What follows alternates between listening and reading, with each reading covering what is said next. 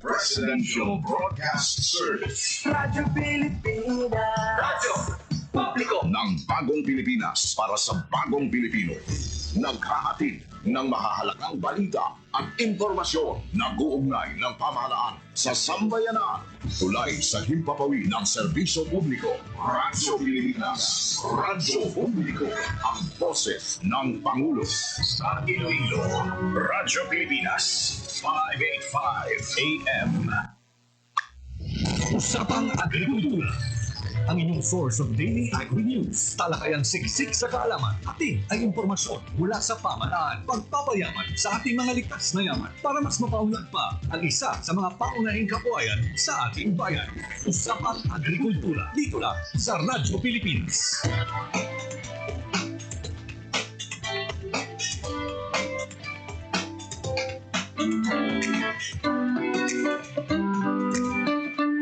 Ugali si Cedric Cesar Gorbet ng Barangay Butong Uton. Isa ako sa membro ng Umuga Uton Bulb Onion Growers Association. Isa ako sa business manager ng Tukod.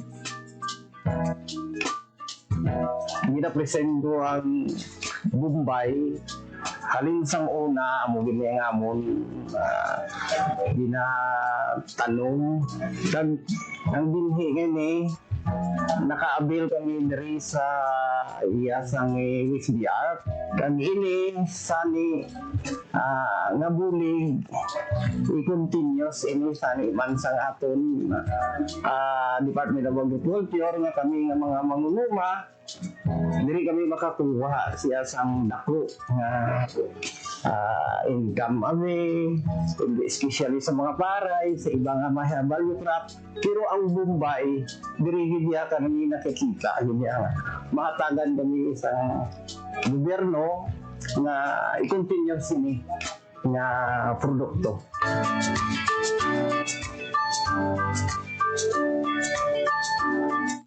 Raising livestock is a demanding but rewarding way of life.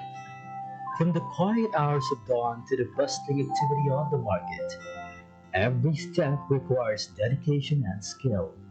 Today, we take a closer look at the journey of a hardworking farmer as they tend to their animals and bring them to the Leon Livestock Auction Market. As early as 12 a.m., Manong Edwin wakes up and ready to begin his day. He carefully prepares his livestock for transport, ensuring they are in the best condition for the auction market.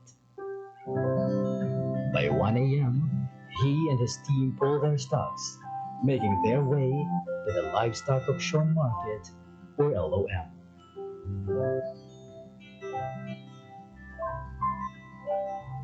Selling livestock is not just about bringing animals to market. It's about careful selection and preparation to get the best price possible. Sellers and buyers start arriving, eager to engage in the bustling trade.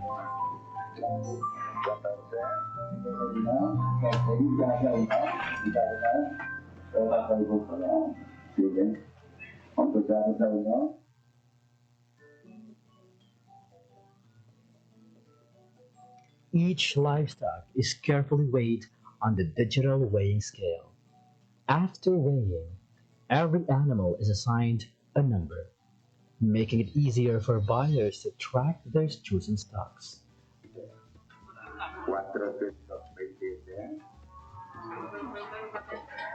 Pag-abot isang baboy, before siya ikiluhod, gina-check anay ang iyang barangay certification.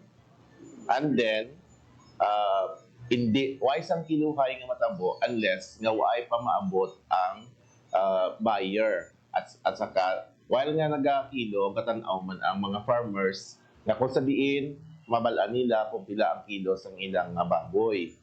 After that, ang aton nga buyer, makuha siya sang cash tickets o kung ang weighing slip nga sa diin dira ma-indicate ang kilos ang iyang baboy para nga i-presentar sang tag-iya sa buyer nga amo na ang kilo sa iyang baboy para nga ibayaran na. The livestock class and weight are recorded for transparency and accuracy. At a livestock auction market, each stock is meticulously inspected by potential buyers. Every detail, from size and weight to overall health, is carefully evaluated. As the bidding process unfolds, buyers compete for the best livestock. In the end, the highest bidder secures the stock, ensuring a fair and competitive marketplace. Ang advantage kid ma'am kay man sang before ang mga baboy yawan kami ka pangita kang amon nga nga kung sinoong mabakal usually ga sa tinda lang ang dalaganan ka mo gadlagan ang tagiya sa market and then ipa sa manog iyaw. Unlike Subong, kung may auction market, may mga buyer kita halin sa sagwa sa mga city kag sa ibang pang lugar nga nagakadto diri. So hapos lang gid ang pagbaligya sang baboy ka mga tao diri sa Leon, usually mga member. Ang LEPA kag ang mga member ya nagapasalamat gid sa LOM kay man naging matawhay, naging mahapos amon kung paano namon ibaligya ang amon mga baboy kag ang presyo hindi kami mapirdi kang presyo sa pagbaligya ka baboy. Kay man sa una, ang baligyaan ay pamata lang, tapos kisa hindi pa sigurad ang kung pila kiloya.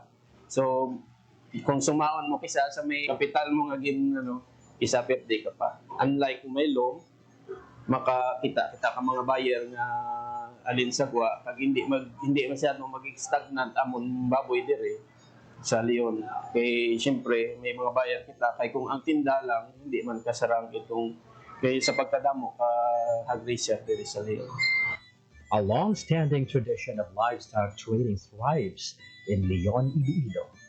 Established in 1978, the once named as Carabawan has evolved into a vital economic hub, the Leon Livestock Auction Market, supporting farmers, traders, and the local government. From January to July 2024, the Leon Livestock Auction Market recorded a total transaction value of 177,740,900 pesos. The highest revenue came from hogs, contributing 78.1 million pesos, followed by cattle at 62.2 million pesos, and carabao at 33.6 million pesos. This continuous economic activity highlights the market's vital role in sustaining local livelihoods and regional agricultural growth.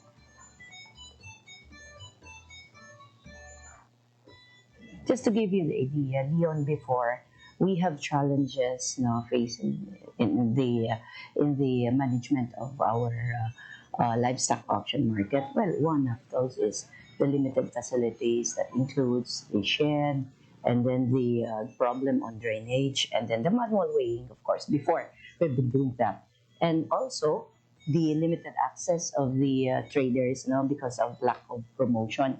And we have a long duration of transactions during that time. It took the personnel around 10 hours just to complete the transaction, or just to just to give the services to our clients as well, and also a limited revenue. I am appealing, nagapangabay ako sa mga pumuluyo natin sa Banwakang Leon that bunuligan natin dyan.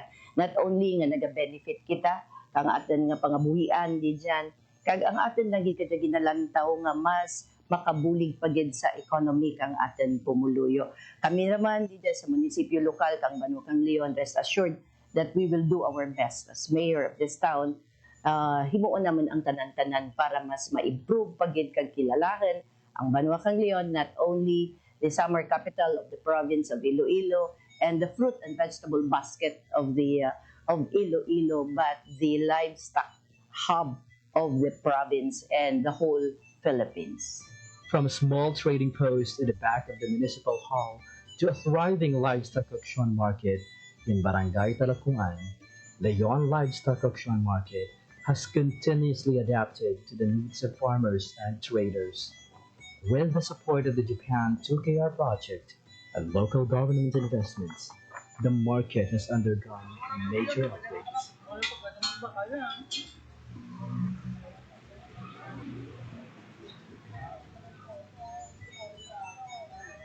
Part of the consideration why ang Leon was considered as a livestock hub is the population of the livestock in Leon.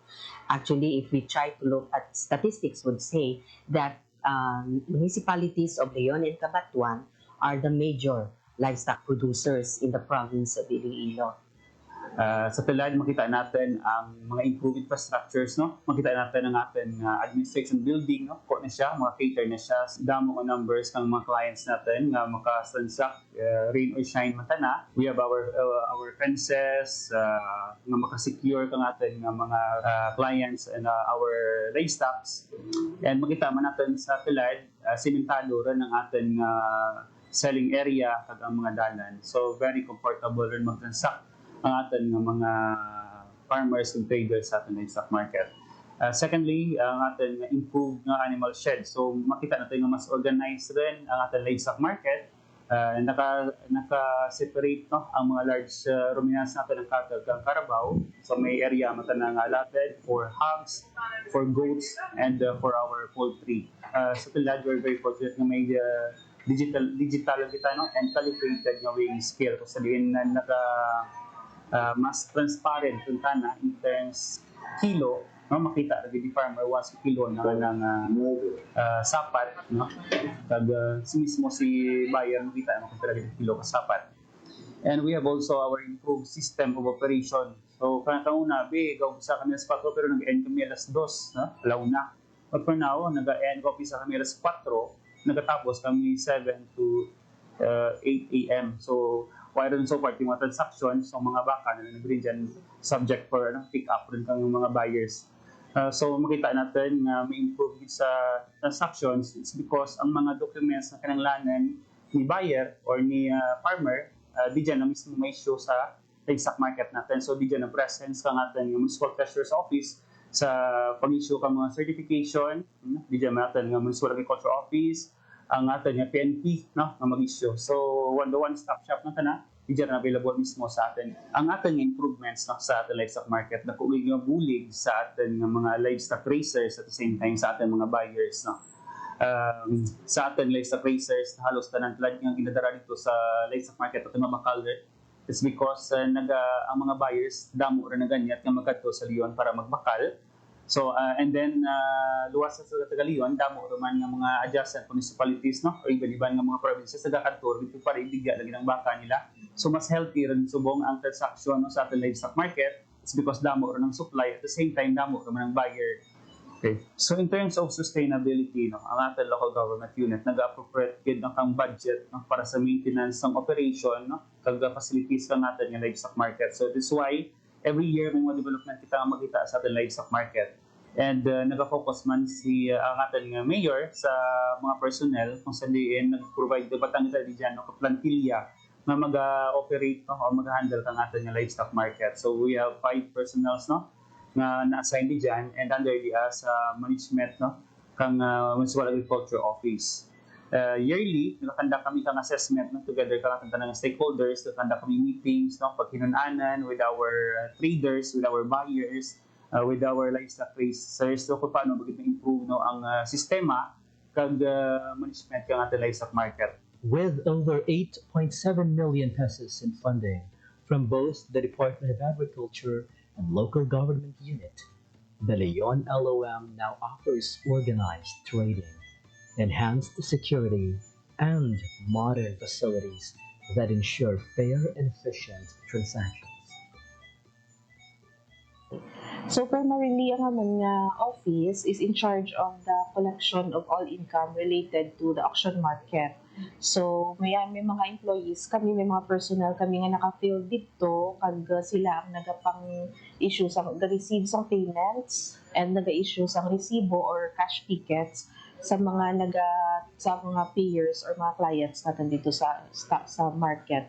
At the same time, kami man ang naga-record kang income, kung naga-monitor ka income, kag kami and then nagakolect man kita kang weighing fee. So kung magamit sa nakakiluhan para magpakilo, nagakolect man kita. Also yardage and transport fees. So mag-in and out gani ang mga ang mga baboy or baka, nagakolect kita kang transport fees nanda or transport clearance. And may man kita, ownership, kung magpa-transfer ka ownership, may ginabayad man. And kung ako magpa-certificate of ownership kag also magpa-transfer kang ownership, may ginabayad man. So ang ownership kag transfer mostly though regulated by Bureau of Treasury. So may share si Banwa, may share man si Bureau of Treasury.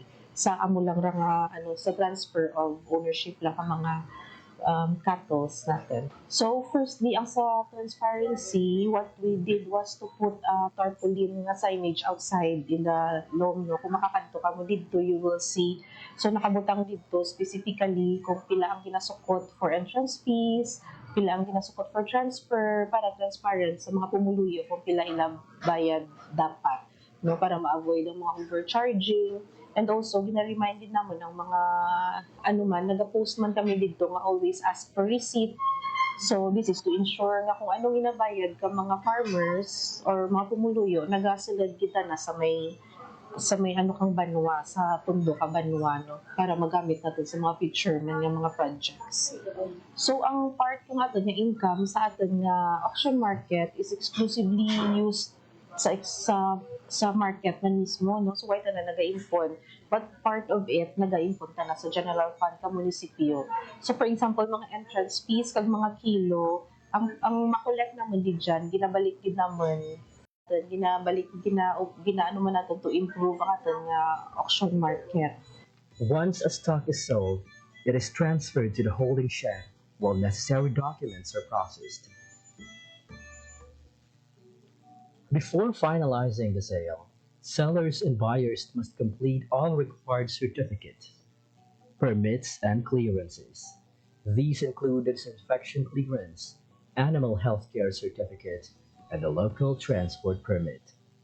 Additionally, necessary fees such as the permit fee, municipal business tax, garbage collection fees, and environmental fees must be settled. With all documents and payments in order, the transactions are completed, ensuring a seamless and efficient livestock trading process at the LOM. Behind every thriving livestock market is a team working tirelessly to keep things running smoothly. From ensuring fair trade to helping farmers and buyers connect, the Agribusiness and Marketing Assistance Division of the Department of Agriculture Western Visayas plays a key role in making the livestock auction market a success. So we have different livestock auction markets region-wide and dalawa sa ating mga auction markets or LOMs are being modernized with the help of the Department of Agriculture, AMAD, BEI, and of course with the help of Japan to KR. Isa nga dito yung Leon auction market at isa yung Sibalom auction market sa Antique. So we are regularly conducting progress monitoring ng ating project given it's a very important trading center for our livestock animals, especially dito sa probinsya ng Iloilo. And as our indicator sa kanilang performance, we are regularly monitoring the transactions, yung volume ng transactions natin sa auction market. We are also coordinating with the AI when it comes to animal welfare. So kailangan natin i-secure na yung mga animals or livestock na dinadala sa ating auction markets are properly proper yung handling. So, isa yun sa ating sinesecure. So, part yun ng ating capacity enhancement sa ating mga management team or staff doon sa LGU Leon, mayroong tayong allocation when it comes to repair and maintenance. So, kailangan natin i-repair and maintain ang ating system, the facility, because it's a shared facility for our livestock industry players, especially for our farmers, na may mapupuntahan silang tamang auction market to give them the right compensation and pricing sa kanilang animals. So we're also securing with our AMAD that we're conducting annual assessment and monitoring and planning workshop with our auction markets region-wide. So Leon is really playing a pivotal role when it comes to the livestock industry. So they already established their role as one of the most important trading centers. So hindi lang Leon municipality or nag-trade dira. So neighboring municipalities are coming there because isa sa mga advantage natin as what I've mentioned is yung transparency when it comes to the weighing sa ating mga livestock na pinapasok sa ating auction markets. The Leon Livestock Auction Market is where farmers and buyers meet to ensure fair trade and sustainable livestock production.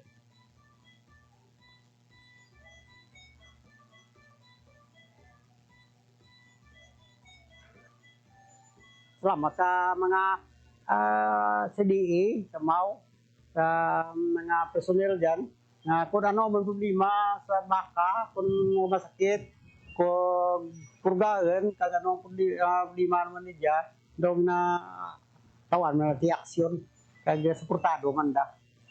Kung problema, ti ang amo niya kani nga dapat tiya nga nga isa pa mirma naman, agto po munisipyo para sa pulis, pitlaga may ada pulis ni gagtor diyan naman kay para biyay la for settlement available ti so para okay way problema yun naman diyan baka ti ang tao sige man gyapon nga balik ka.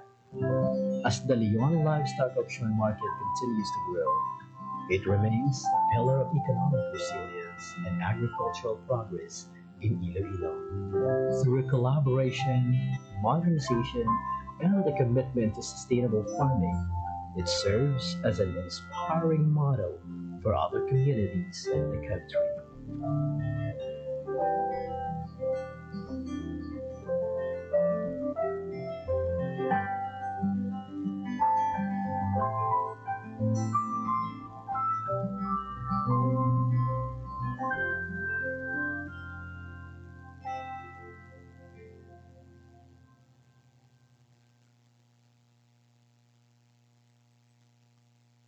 nga nagalantaw sa atong programa. Usapang agrikultura, panibago na naman nga adlaw, panibago nga mga impormasyon kag mga updates gikan sa aton nga talatapan ng amon igadulong para gid sa aton nga mga tagpalamati, especially sa nga Radio Pilipinas Iloilo. It's Tuesday and for the whole week sa aton nga pagwaragwag, makaupod naton ang pila ka mga personnel from the Philippine Crop Insurance Corporation Region 6. Kag hapon, Lunes nga adlaw, naging kaupod naton ang Regional Manager sang PCIC 6, si Mang Eva Lau. And for Tuesday up until Friday, mangin kaupod naton ang pila ka mga katapo sang PCIC 6. And subong adlaw, mangin kaupod naton ang hepe, ang chief sang Marketing and Sales Division sang Philippine Crop Insurance Corporation Region 6, si Sir Jose Maria Torres. Sir, sa inyong pagpanamyaw sa aton ng mga tagpalamati. Sir John, good morning. Sa aton ng mga tanaw, pamati, siguro pa programa, good morning sa aton mga partners and t-shirt ko. Gusto ko lang pasalamatan man si Director Dennis Alpiano at si Sir James Lapis, no? Nag-facilitate it nga for the whole week, PCIC kit, no? And I would also like to meet my regional manager, si Eva Yulina, together with our board of director for Visayas, mga taga-Iloilo, si Dal Tampa. Good morning, Kanan. Yes, perfect din nga tiyempo, sir.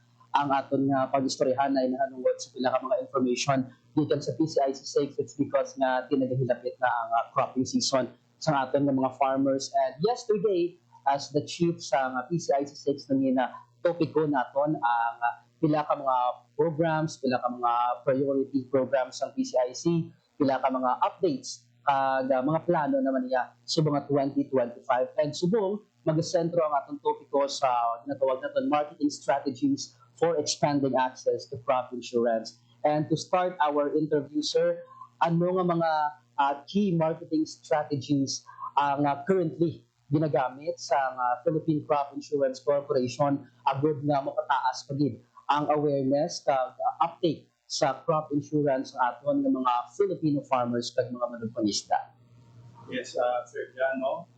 First and foremost, iya sa among nga marketing strategy is to capacitate ang among nga mga personnel. Yes.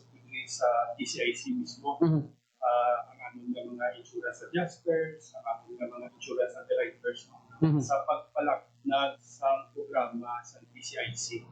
Kay ang among nga strategy sa subong kadamo Sir Jan ang imbita subong sa amon sa mga LGUs, Yes. mga farmers associations na mag-orient sa ina. So ang amon gid is to capacitate our personnel na maka-deliver sila sa orientation na maintindihan sa aton ng mga partners ng Fisher Talks.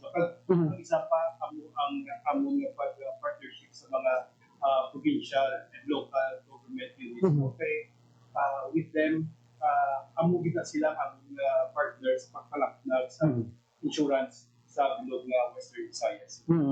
And paano naman, sir, nag-identify o kung gina-identify ang pila ka mga areas o kung mga sektor, especially when we are talking sa aton ng mga farmers, sa aton ng mga coastal fishers, kag ang aton man ng mga kauturan ng mga IP, nga nagakinahanglan naman niya sa marketing kag pila ka mga outreach efforts.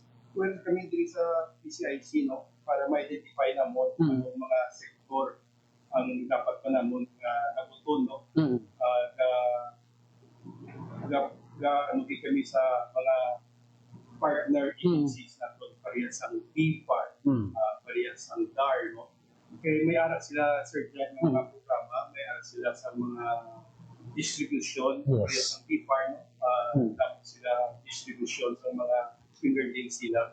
Na-coordinate kami sa ila, para yung ilang na programa, pupunta sa programa sa insurance. Isa pa, sa subong tuig, ang amon pag-identify sa mga kinanglan pa mga sectors na kinanglan sa insurance. So, punta kami sa LGU para ma-identify through their municipal profile. Sa municipal profile nila, mabalaan namin kung ano ang aras sa panuan nila ng mga commodities pa or mga crops na wala pa namin nakadaan sa insurance. So, we are closely coordinating with the LGU sa ilang municipal profile para mapalaan namin kung ano pa ang mga crops sa ilang areas na wala pa namin nakapot. The same with our underwriters. They are closely coordinating with the LGUs every week. Sa kabisita na sila, they see to it na they are well informed sa mga activities sa municipal agriculture office. Yes, you mentioned about the local government unit, sir. Ano naman ang role nyo sa aton LGU, sa aton ng mga cooperatives, kag pila naton ka mga farmers association sa pagbulig agud nga ma-promote naman niya ang pila ka mga programs naton sa PCIC? Well, Sir Jan, ang aton mga municipal agriculture office, ang aton mga farmers association, at po ginayang pasalamatan na po sa ila. Okay, sila ginayang mga frontliners. They are our partners. Sila ang napagod sa mga insurance sa ilang kapanwa on behalf of PCIC. Kung wala sila, I don't know kung paano naman malapot ang kadamaan sa mga partners kung gina-insure naman sa PCIC. Yes, a follow-up question lang, sir. Since nag-hilapit na sa buong cropping season natin, kamusta naman so far ang ating coordination with our mouse sa ating mga LGUs? Very happy dito kami, almost throughout Region 6. Ang tanan municipal agriculture office or city agriculture office, pati na ang provincial government nato, no? Partner din naman sa crop insurance. They are our underwriters, no? May ara kami underwriting agreements. Wala sang municipal agriculture office or city agriculture office na hindi namon partner. Wala kami underwriting agreement. Kung may ara, din siguro 2 or 3, but most of them are our partners, no? So, nakuha ang salig namon, ang salig nila sa PCIC man na ma-ensure ang ilang mga farmers and fisher folks. Pwede mo bala, sir, ma-share sa aton ng mga tagpalamati, sa aton ng mga viewers, ang pila ka mga examples sa ginakabig naton, mga madinalagpon nga kampanya, kag pila ka mga outreach activities na nag-boost gid sa enrollment naman niya sa aton nga crop insurance diri sa Region 6. Sa siguro makakit ko yan successful naman na kampanya, no? Amo gid ang banner program naman ng District System for Basic Sectors in Agriculture. Every year, pinatagahan kami na sa national allocation. Every year, pares diri sa Region 6, no? Allocation naman is more or less 480 million of the RSPSA budget. And we have targeted more or less mga 315,000 farmers and fisher folks who insure under the program with a government minimum subsidy of 480 million. And sa una, pagsugod dito, ayawan kami, no? Yan kami nga malagot ang number of farmers, mapupos mo ang premium pagta na inahatag sa gobyerno ng nasyonal para mapaabot ng insurance sa Bilog Western Visayas. Pero throughout the years, no, sa bulit sa mga city agriculture office, municipal agriculture office, wala na sa tubig, hindi naman malapot ang amon nga target or amon nga location na 315,000 farmers, 480 million. Kaya wala labos na dyan, tubos na ang iban ng mga provincial government, no? Parehas ang Capiz, Iloilo, kag Ted Cruz, pinakita nila kung ano naka-importante sa crop insurance. Mismo sila nag-download na sa funds sa amon para ma-insure ang ilang mga constituents sa ilang area.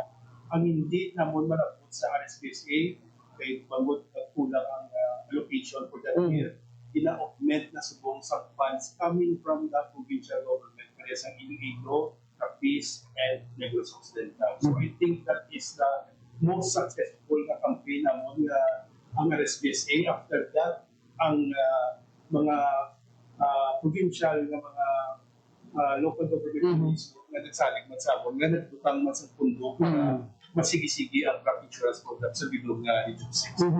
And we all know, sir, nga ang ating reliyon na diversified tama. And related to that question, paano naman ginapasiguro sa ating talakapan nga ang pila naton sa mga marketing efforts are culturally, no, kag linguistically appropriate, especially nga sa mention naton nga diverse ang Western Visayas. Yes, no. Ang PCIC Region 6, no, hindi lang ari diri sa region. Sa bilog na probinsya, may ara kita sa provincial extension offices. Kag tungod sa amon mga PEOs tawag namon, hapos na lang kami lang sa amon nga mga farmers and fisher folks sa kada province. No? Kanang amon nga mga IEC materials, announcements, may ara pag isang mga orientations. Gina-translate na lamot sa local dialect para maintindihan sa aton nga mga farmers and fisher folks kung diin man sila nga probinsya. Amo kami na dala sa among programa, no? Mapagin namon nga maintindihan sa aton mga farmers and fisher folks sa aton nga ngayon.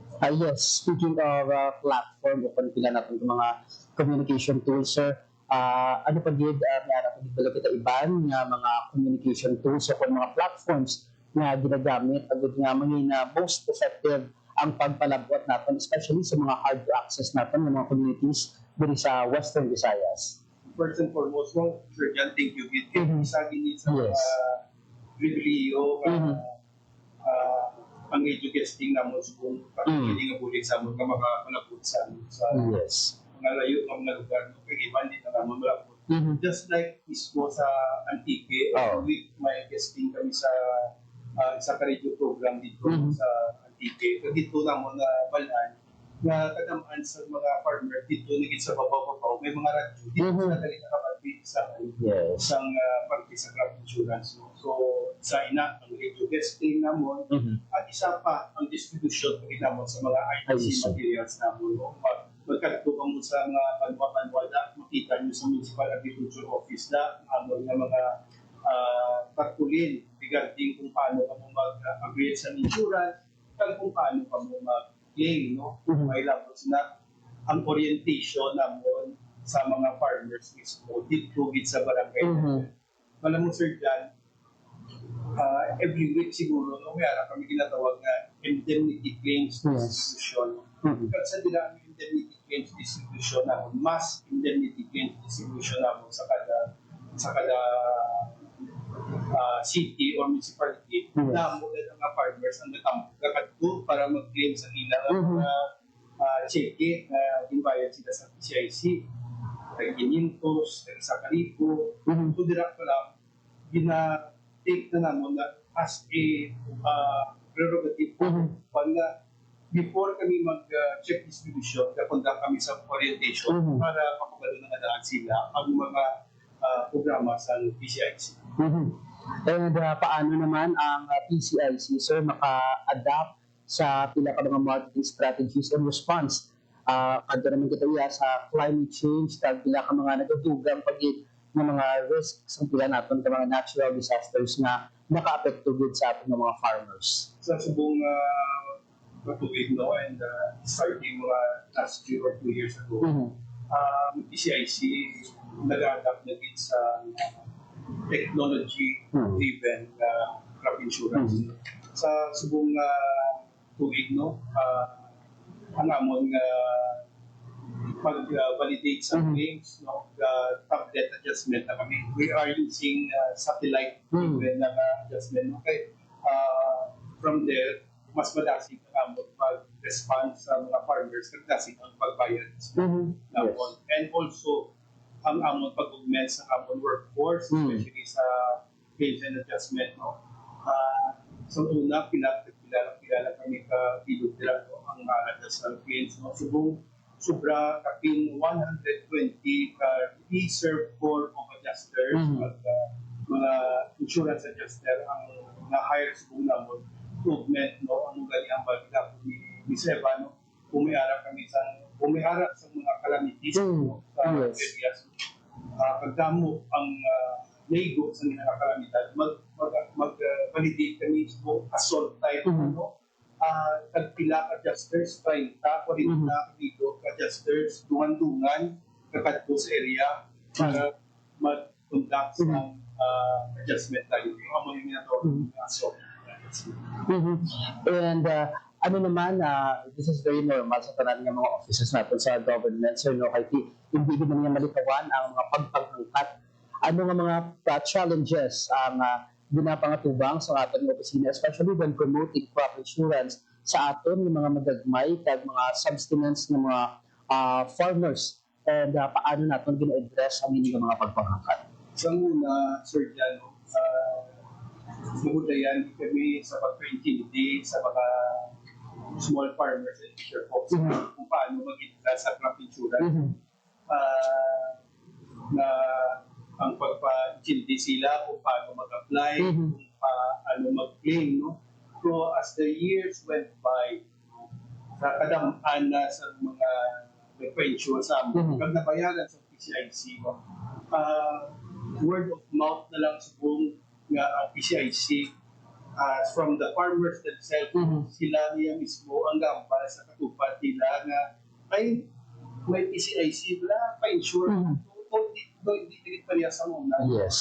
Ang isa lang nila sa buong PHMD sila, dapat maging responsibility ng mga farmers. No? Kaya sometimes, subong iski gagming lang ang pamildi or wala ka pamildi ka-report ng aton ng mga farmers. No? So, amo lang yun na, no? Ang PCIC, ang crop insurance yun, dapat i-sarunod sa responsibility na tiniyon, no? Ang pag-file sa claim nyo, kung makita nyo na diyan, hindi na ito mo kapawag sa pamisti, sa masakit, no?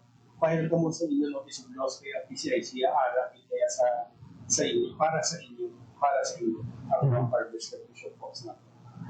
And yes, speaking of pila naton ka mga success stories sir nga dala sa nga PCIC diri sa aton sa rehiyon, ano naman ang aton nga mga na kukunan naton nga pasihan, kukunan naton nga metrics sa pagtakos sa aton nga impact when it comes sa marketing campaigns, kag sa enrollment, awareness, kag claim satisfaction sa aton nga mga farmers.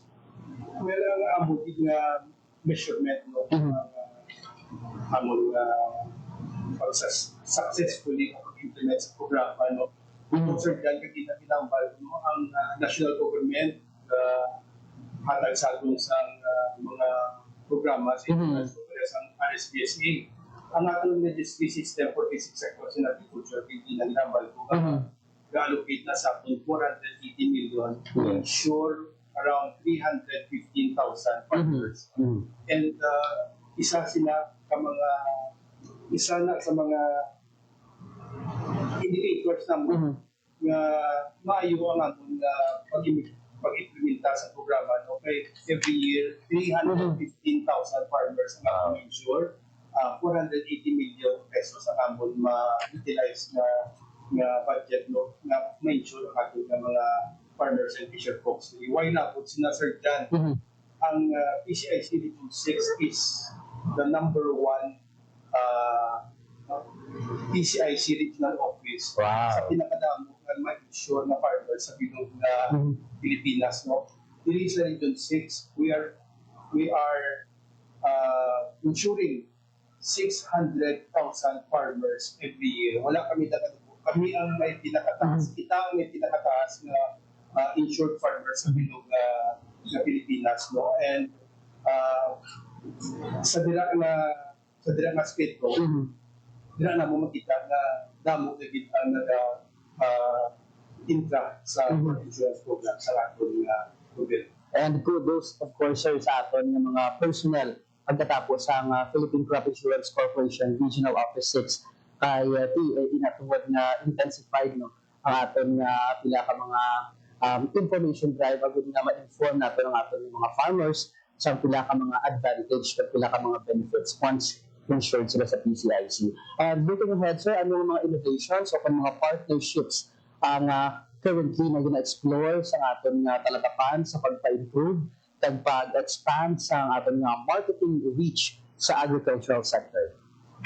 Well, sa subungan tuwid, no, gusto ginamon nga aton nga mga farmers and fisher folks, mas hapos na lang gid ang ila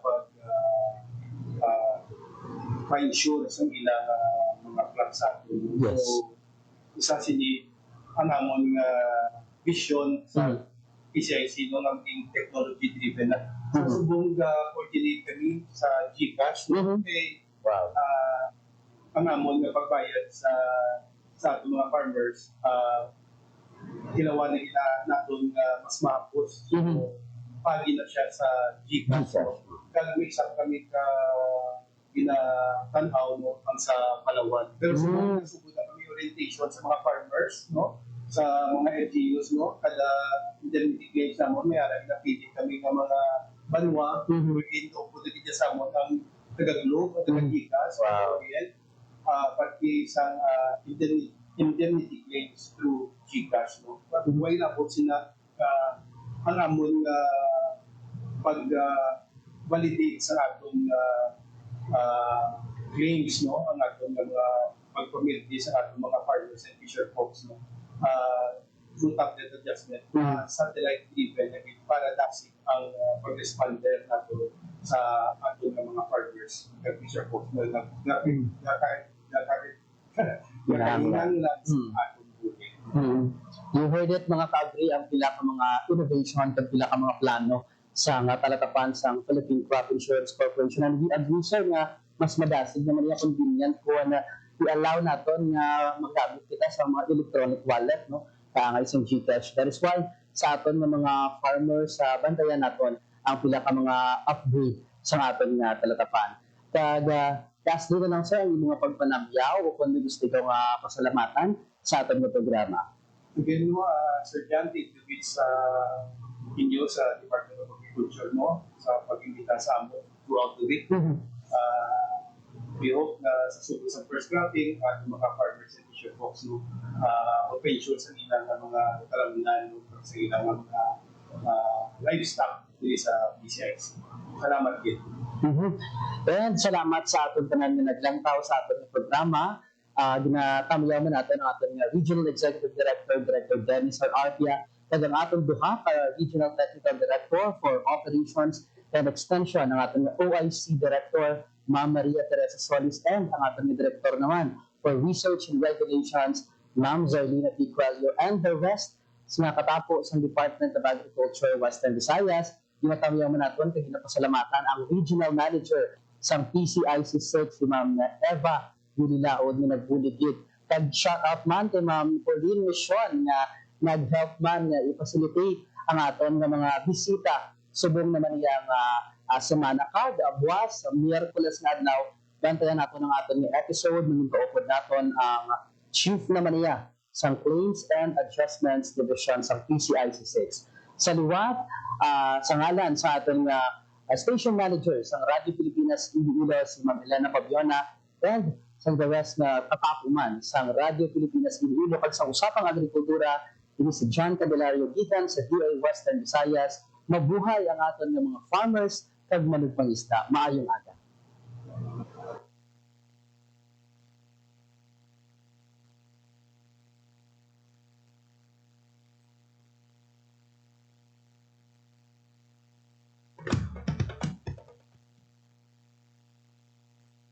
Ginadumilian ang pag-import sa bugas sumugod Setyembre 1 sunod kay PBBM.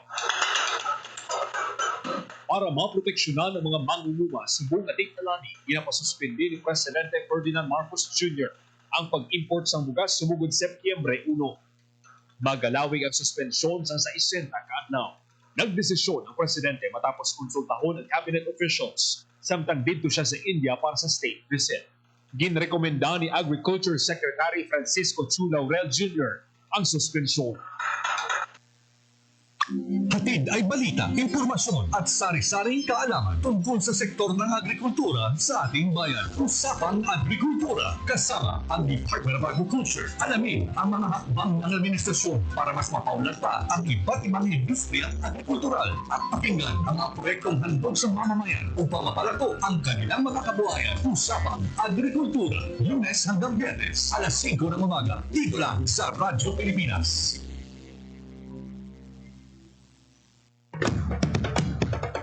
Ito ang Presidential Broadcast Service. Radyo Pilipinas. Radyo Publiko ng Bagong Pilipinas para sa Bagong Pilipino. Naghahatid ng mahahalagang balita at impormasyon na uugnay ng pamahalaan sa sambayanan. Tulay sa himpapawid ng serbisyo publiko. Radyo Pilipinas. Radyo Publiko. Ang boses ng Pangulo. Sa Iloilo, Radyo Pilipinas. 585 AM. Kinilala rin ang Radyo Pilipinas dahil sa patuloy na pag-akyat ng rating. Ngayon ay matatag sa pang-4 na pwesto sa Mega Manila ayon sa pinakahuling Nielsen Radio Audience Measurement Survey. At sa social media, nakamit ang mahigit 2,000% pagtaas ng bilang ng mga sumusubaybay sa Radyo Pilipinas page sa unang bahagi ng 2025.